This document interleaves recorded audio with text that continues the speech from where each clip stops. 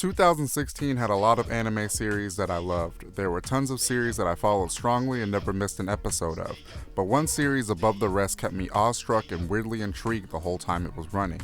That show was Keijo.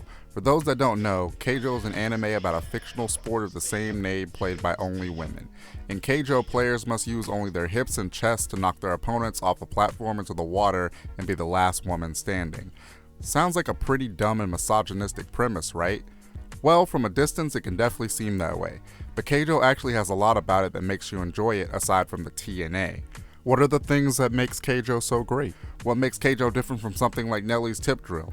Well, dear viewer, if you would allow me, today I'd like to talk about Keijo, the butt of the joke. Keijo began as a manga series that premiered in Weekly Shonen Sunday in July 2013. The series was written by Daichi Sorayomi. After gaining popularity, a TV anime adaptation was announced. The first episode was broadcast in Japan on October 6, 2016. The story follows Nozomi Kamanashi, a former gymnast that wants to make it big in Keijo in order to get her and her siblings out of poverty. One of the things that makes Keijo such a great series is the characters. The main character, Nozomi, is fully dedicated to the sport of Keijo. She trains tirelessly throughout the series to become the very best. A character like Nozomi makes the show work because the viewer empathizes with her dedication to the game. Nozomi's journey in the series is similar to an athlete in a sports documentary. The viewer gets to see her successes and her failures. She isn't just some superficial eye candy. She's a character with depth to her. Other characters in Keijo are just as strongly written as Nozomi. The second most strongly written character in the series is Miata Sayaka. Miata is a former judo champion that abandons the former for Keijo. Miata, like Nozomi, is fully dedicated to Keijo and is always seen trying to improve in her own way. In fact, she uses her judo skills that she learned previously to make her a better Keijo player. Miata gets about as much time as Nozomi, so the viewer also gets a feel for her dedication to the game and her insecurities.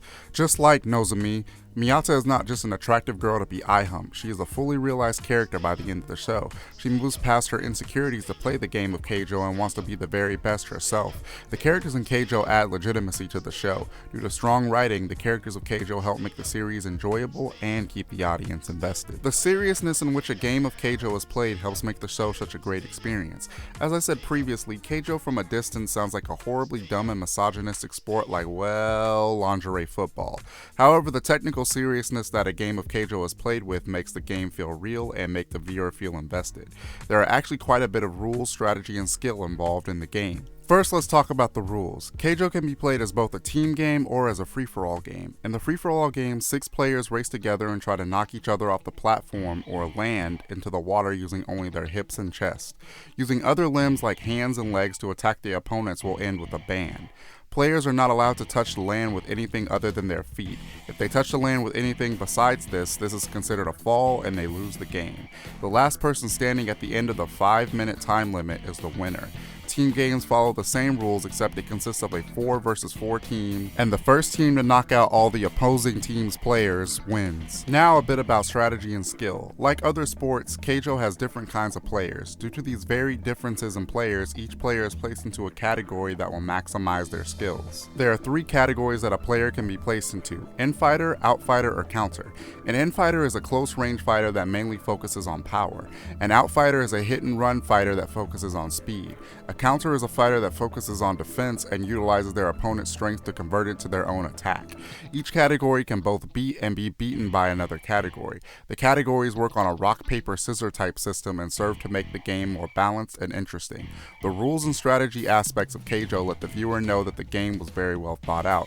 The combination of rules and strategies adds legitimacy to the concept of Keijo and serves to weaken the idea that the game is just an excuse to see a bunch of attractive young women in swimwear. Keijo's constant parody of other action-based anime serves to make it a great series as well. Although Keijo takes its concept very seriously, there appears to be a bit of parody going on in the show as well. There are numerous references to other anime techniques, and tropes in Keijo. Some of these references include JoJo's Bizarre Adventure, Fate Stay Night, Attack on Titan, Dragon Ball Z, and Naruto.